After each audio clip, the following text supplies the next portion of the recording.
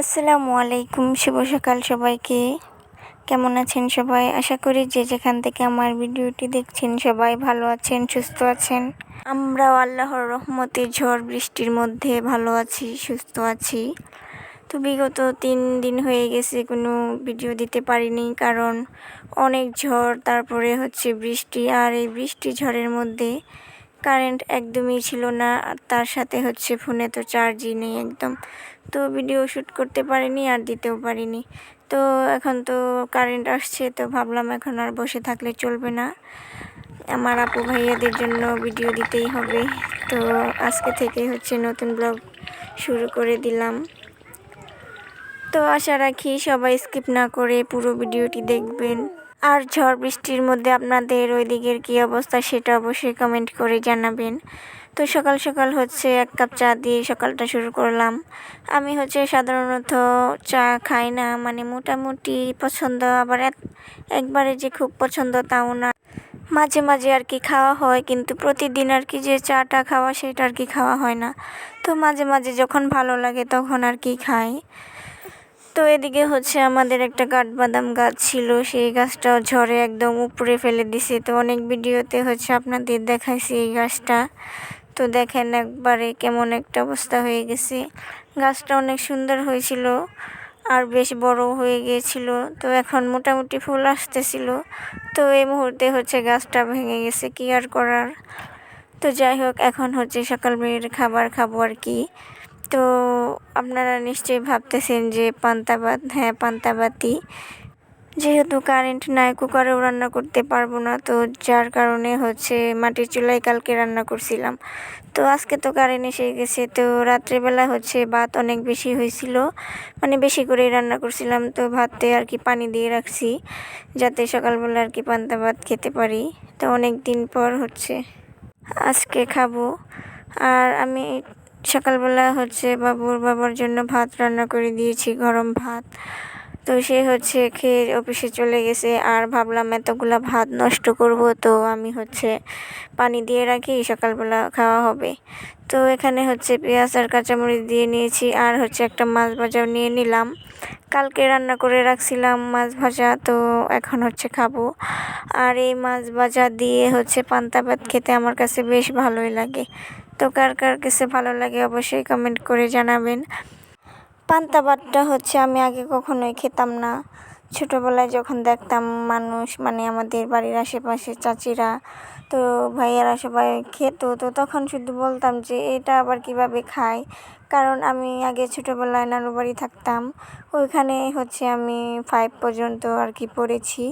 তারপরে বাড়িতে এসে আবার ভর্তি হয়েছিলাম। তো ওইদিকে হচ্ছে কেউ পান্তা ভাত খায় না।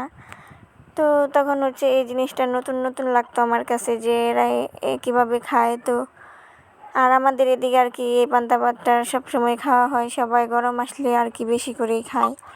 তো তারপরে হচ্ছে আমার আস্তে আস্তে শেখা, তো সেখান থেকেই হচ্ছে পান্তা ভাতের টেস্টটা আর কি ভালো লাগে।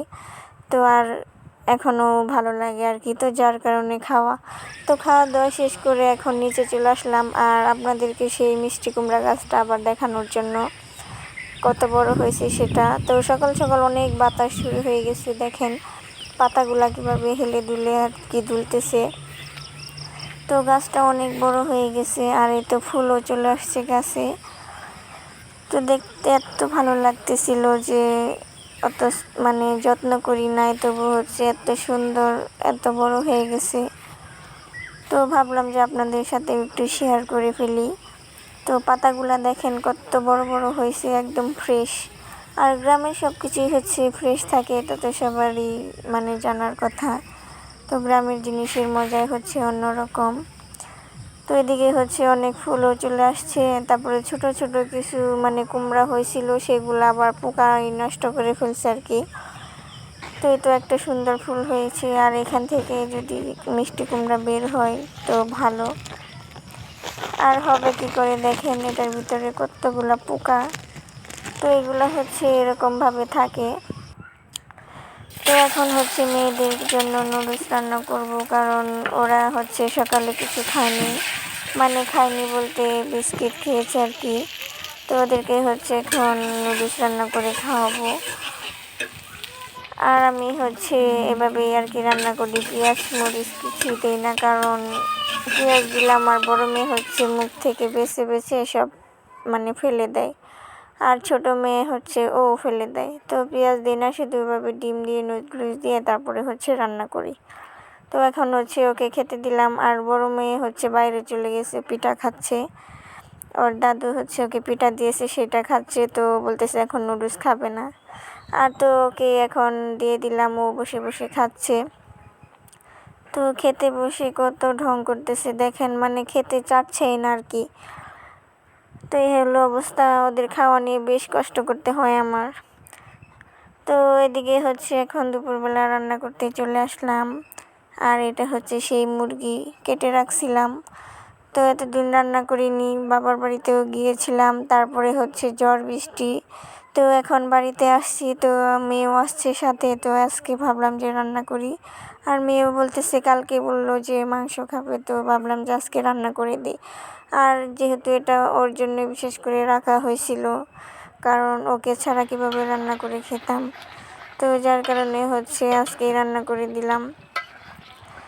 তো এখন হচ্ছে একটু কষিয়ে নিতেছি, আর কিছুটা পরিমাণ আলু দিয়ে দিব। আর আলু না দিলে আমার কাছে ভালো লাগে না, আর দেশি মুরগি যেহেতু আলু দিয়ে একটু ঝোল ঝোল করলে ভালো লাগবে। ওইদিকে হচ্ছে আমি গোসল করে চলে আসছি, কারণ রান্না করার পর অনেক বেশি গরম লাগতেছিল। তো ভাবলাম তাড়াতাড়ি করে গোসল করি, আর গোসল করে এসেছি, আর এখন একটু ফ্রেশ লাগতেছে। তো এখন হচ্ছে খাওয়া দাওয়া করব। এই তো দেশি মুরগি লাল লাল ঝোল রান্না করে ফেলছি, আর আমি হচ্ছে একটু ঝোল পাতলা ঝোল করেছি, কারণ খেতে ভালো লাগবে। দেশি মুরগির ঝোলটা একটু বেশি পছন্দ করে আমার বর। তো এদিকে হচ্ছে এখন আমি খেয়ে নিয়েছি, প্রচুর গরম হচ্ছিল ভাত। তো কারণ কুকারে বসিয়ে দিয়ে আমি গোসল করতে গেছিলাম, তো এসে এসে দেখি যে ভাত তো হয়ে গেছে। তো মানে এত গরম ছিল, তো আমি হচ্ছে এভাবে গরমটাই খেয়ে নিচ্ছি। আর এদিকে হচ্ছে বাবুর বাবা কক্সবাজার গিয়েছিল, সেখান থেকে যে জিনিস নিয়ে আসছিল কিছু, বেশি কিছু আনে নাই, সেগুলোই হচ্ছে শেয়ার করতেছি আপনাদের সাথে। এখানে বাবুর জন্য জুতো নিয়ে আসছে, তারপরে 2টা ড্রেস আনছে ওদের জন্য, আর হচ্ছে আমার জন্য বিছানার চাদর, সাবান, আর হচ্ছে আচারগুলাই নিয়ে আসছে। তো আজকে ভিডিওটি এ পর্যন্তই, দেখা হবে আরও একটি নতুন ব্লগে। আল্লাহ হাফিজ।